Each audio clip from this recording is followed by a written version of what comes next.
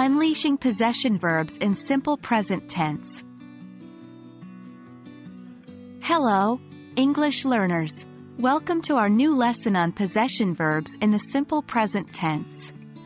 These verbs play an important role in everyday English, and mastering them can significantly enhance your language skills.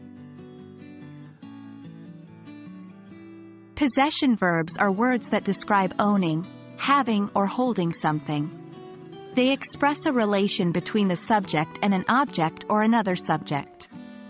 Examples of common possession verbs include have, own, possess. Here is how we use them in simple present tense. I have a book. You own a car. They possess a house. Notice that in simple present tense, possession verbs are directly followed by an object, showing what is possessed or owned. The verb have is the most commonly used possession verb. When we use it in the simple present tense, it usually implies owning or possessing something. Here are some examples. I have a dog. She has a new phone. We have a big garden. Remember, for third-person singular, he, she, it, we use has instead of have. While have is common, the verbs own and possess are a bit more formal.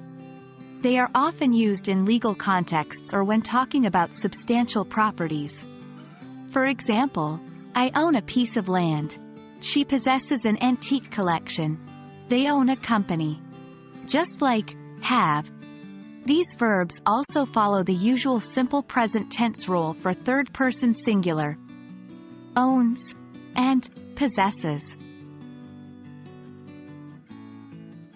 To express the absence of possession, we simply add do not or does not before the verb.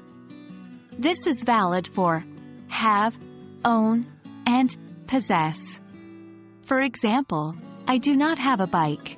He does not own a house. She does not possess any property.